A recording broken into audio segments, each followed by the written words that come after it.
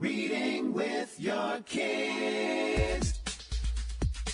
Hola, ni hao, konnichiwa, assalamu alaikum, shalom, mahaba, moni muli wanji, namaste, jumbo, bienvenidos. Hi, my name is Jedley, and this is the Reading with Your Kids podcast. We are coming to you from the crowded Mattress Studios in the beautiful neighborhood of Reedville. We are so honored and so very, very delighted that you join us in our mission to help all families grow closer through reading. Please be sure to tell all of your family and friends about the show. And please be sure to subscribe to the show on the iHeartRadio app, on Spotify, Apple Podcasts, Amazon Music, wherever you find your podcast. Our guests today are Peter H. Reynolds and Marc Colagiovanni. They're here to celebrate when things aren't going right, go left. Before we invite our guests into the studio, we want to invite all of the authors who are listening to the show to please be sure to visit readingwithyourkids.com. There is an authors click here button at the top of the page. We would love for you to click on that button so you can find out how you can be a guest here on the podcast. Being a guest, it's fun, it's easy, it doesn't cost a thing, and it gives you the chance of a long-form conversation to tell the world about your fantastic children's book. We would also love for you to find out about our Certified Great Read program. This is an exciting program that has helped so many authors. We would love to help you too. Check it out today. Please go to readingwithyourkids.com, click on the authors click here button at the top of the page to find out how you can be a guest here in the show and to find out how we can help you celebrate your book with the entire world. Right now, here to conduct our interview is my amazing producer, Jordan Sahley. Hello and welcome to today's episode of the Reading with Your Kids podcast. Today we are joined by authors of When Things Aren't Going Right, Go Left by Marc Colagiovanni and Peter H. Reynolds. How are you guys doing? Great. We are doing well. Great to be Yeah. with you. Do you guys want to tell us a little bit about your book? Sure. Yeah, sure. Well, this is Peter. I had the honor of illustrating this amazing story. But Marc, why don't you share a little bit about what the story is? Sure. So the story is about a character who has worries and fears and doubts and frustrations. And he's literally carrying these feelings with him in the form of a box and a bag and a suitcase and a briefcase. In a bag. Yeah. And as the story progresses, the character learns to put these feelings down so he can then go accomplish a dream that he's been trying to accomplish for a long time. So it's about a story about moving forward and finding a way to navigate these emotions that can sometimes weigh us down. Gotcha. And did you come up with the title of the book and then write the story around that, or did the story come first and then the title? It's very clever. Yeah. Oh, thank you. Well, the story, the first two lines that popped in my head were, nothing was going right, so I decided to go left. And I initially titled the book Go Left, but then we decided to change it to When Things Aren't Going Right, Go Left, which, in my opinion, is a much better title. So I can't take credit for that. I think that was the people of Scholastica or Peter. So it's a perfect, catchy title.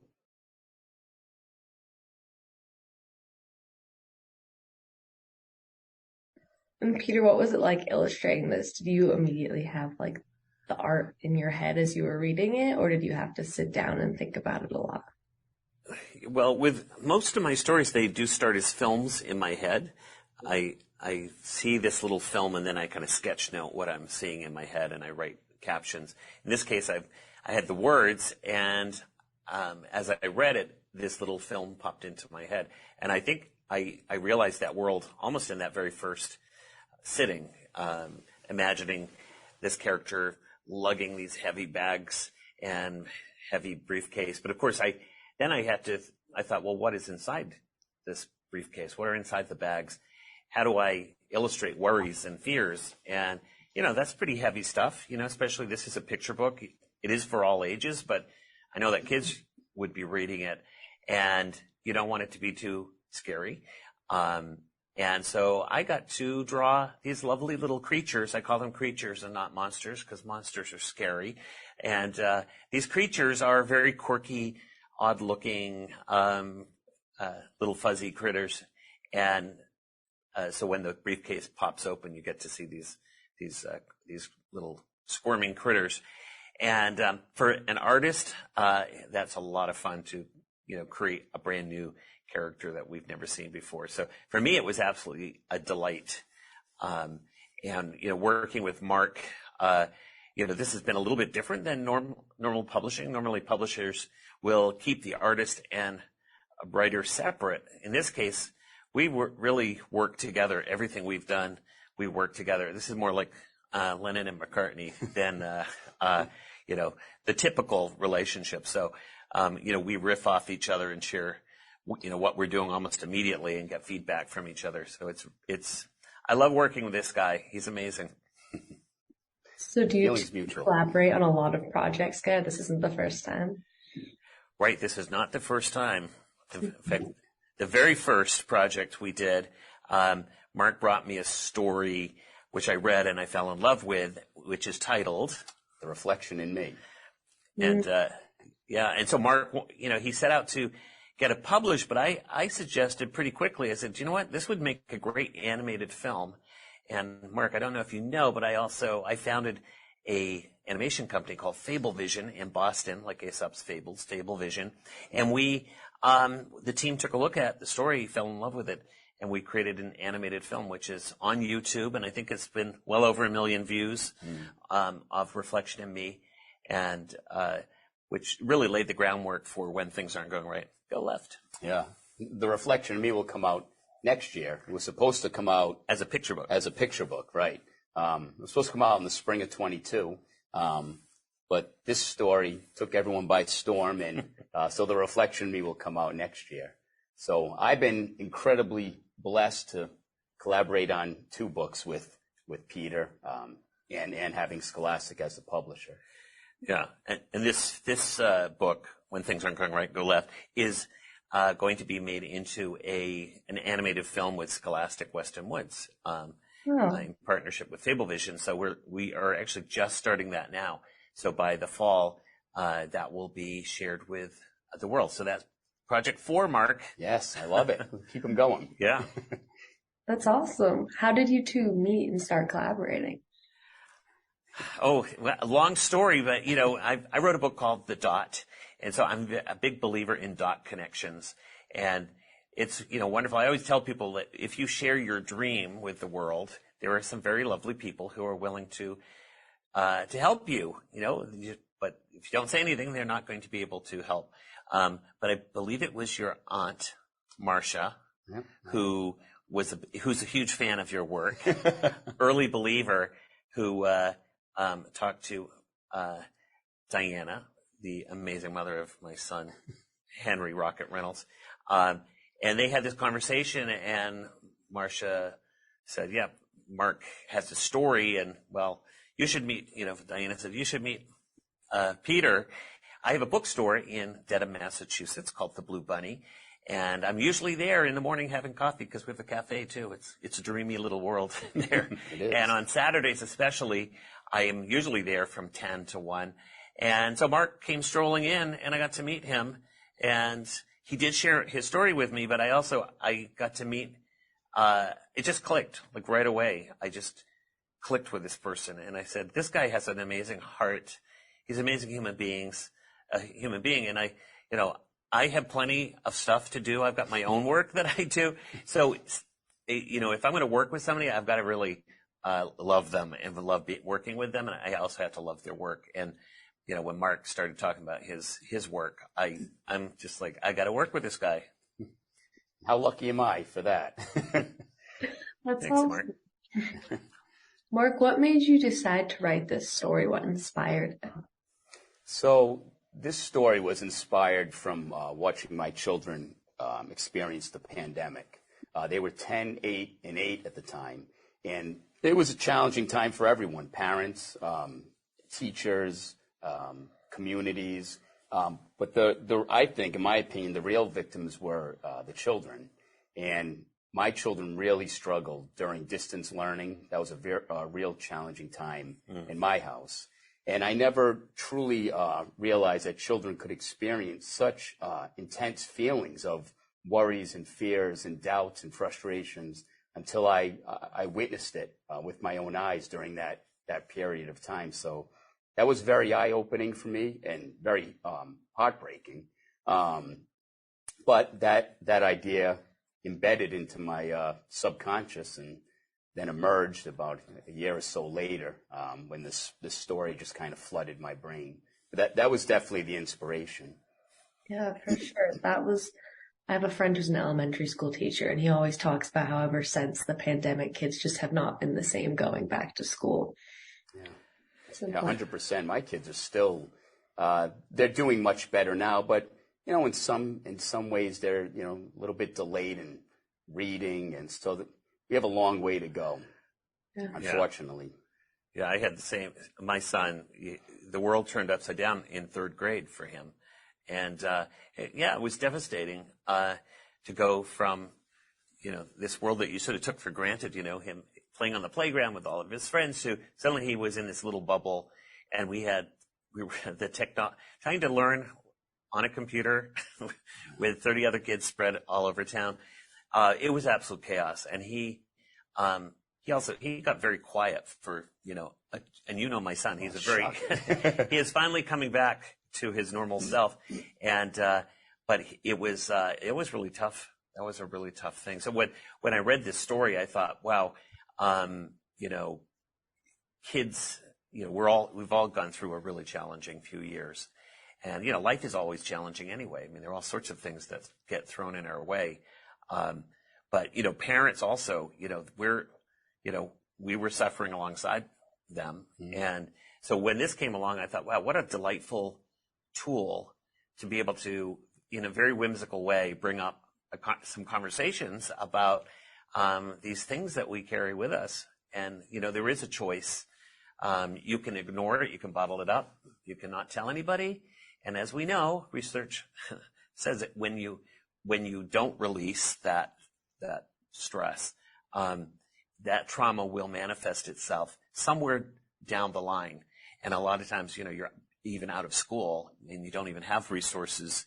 In school, you've got guidance counselors, amazing teachers and principals and nurses and paraprofessionals who are there to help kids. So why not get this conversation started earlier? And that's what this, I feel very proud to be a part of this project. And to me, it's more than just a book. It is a project because it's not just reading the book, but I think that we're going to see teachers and guidance counselors and parents activating this book and getting really important conversations going with kids and also grown-up kids too. And in fact, you even just got a lovely letter from someone who just gave a copy to their grown-up daughter who was struggling. Yeah, I have so my day job, I'm an attorney, and a woman reached out to me and mentioned that her 26-year-old daughter had just failed the bar exam, and she bought this book for her daughter, and her daughter read it and cried. So it resonated with her and myself and Peter and all the people at Scholastic. I mean, we really see it as a book for all ages. So that was really incredible to read, because that's, whenever you write anything, you want it to affect people. That's the whole purpose, and it's a tremendous. If you're given that platform, that's what you want to do with it. So to receive that email was an honor. It's one I'll keep around forever. So. Yeah, that's awesome. This book is such a great conversation starter between parents and kids. Did you guys have a hard time starting these conversations with your children, or did it come easier to you? It's this book actually, I'm always trying to find a way to initiate conversations with them, because as parents or mentors in a child's life, it's our number one responsibility to constantly take a mental inventory as to how they're coping emotionally. And the only way to do that is to get them to talk, which sometimes can be very challenging between their activities and getting them off their devices. And so this this story kind of helped me. I wanted this story to be a conversation starter, and it's kind of helped me think through better ways to initiate conversations with my own children. They do speak, but it's getting harder as they're. I have a 12-year-old who's about to be 13, and sometimes she doesn't really want to talk to dear old dad anymore. Yeah, that is a pretty bad age for conversation starting. Oh, it is. Well, yeah, yes, more work needs to be done. Maybe there's another book there, Mark. Yes. Getting teenagers to talk to the people who love them. I don't think that book can be created. I have a good imagination. That's true. When you guys were kids, was there a book that was like a good conversation starter for you with your parents, or? I did actually. My favorite picture book growing up, aside from The Dot, obviously, was The Giving Tree.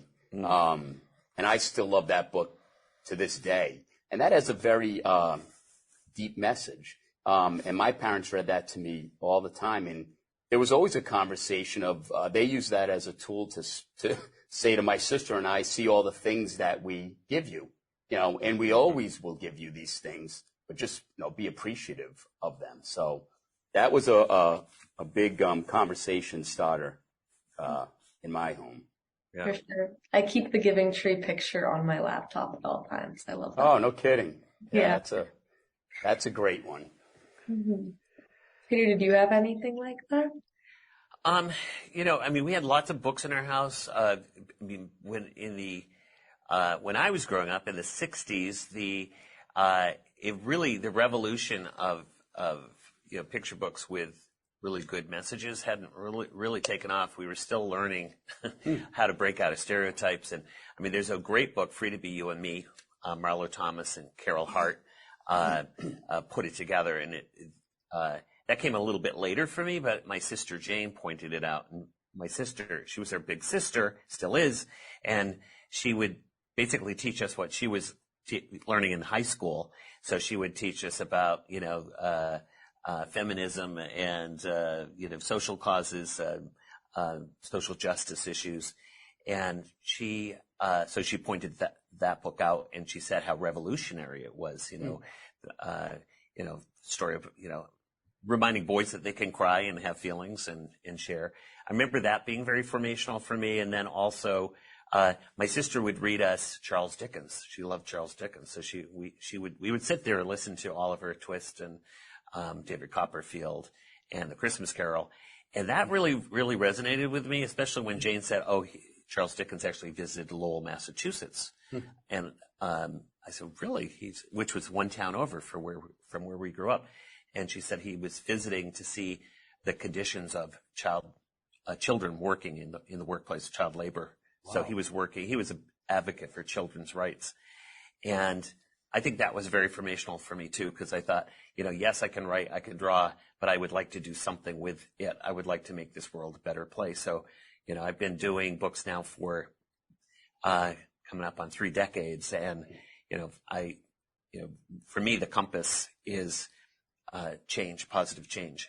Can I write something that will initiate change and move us to a better world? And that's why this book, Mark, is part of my collection now. I feel proud to be able to say that, that I helped. I'm helping get this important message out there, because I do think it's going to change things for the better. Oh, thank you. That's awesome. I think that too. And I know you guys have a long day of interviews ahead of you, so I do want to get you out on time. Do you guys have anything you want to say to our parent audience before I let you go? When I would buy picture books for my own kids, I would always buy the ones that spoke to me, that affected me the most. Those are the ones I always bought for them, because those are the ones that I enjoyed reading to them.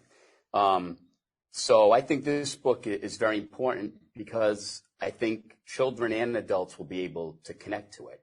And like we've been saying, this whole interview, conversations with them is everything. We constantly have to be, diving into how they're feeling. because it's a beautiful world, but it is a very challenging world. And with all the technology and all the information that they can access, we have to be very on top of how they're feeling. So I think this book, has a very deep message, but told in a very light way, and I think it'll be very important for parents and children to go over. Yeah, and my message to parents is, when you read this book, you're reading it to yourself too, right? You're reading it to your kids, but think about how you can deal with stress, and remind yourself to take that deep breath. All shall be well. All shall be well. As long as you're surrounded by the people you love, and you take care of each other, things will work out just fine. For sure. All right. Thank you guys so much for coming on the podcast. I really love talking to you. Thank you. This was really fun. Yeah, and thank you to everybody for listening today, and we'll see you again for the next episode of Reading with Your Kids. We hope you've enjoyed this episode of the Reading with Your Kids podcast, and we hope that you would join us for the next exciting episode of the show. Hey, I want to thank the folks who made today's show so wonderful. Of course, we're going to start by thanking our guests, Peter H. Reynolds and Marc Colagiovanni. Please be sure to check out their wonderful new picture book, When Things Aren't Going Right, Go Left. Also want to thank my amazing team, Fatima Khan, Rory Grady, Will Cheever, Jordan Sahley, Cassandra Masonet, Stephanie Davila. I want to thank my beautiful wife for all the support she gives me. Most of all, we all want to thank you. Thank you so much for taking the time to join us today, and as always, thank you so very much for taking the time to make the world a better place by reading with your kids. I'll be looking for you in the next edition of the Reading with Your Kids podcast.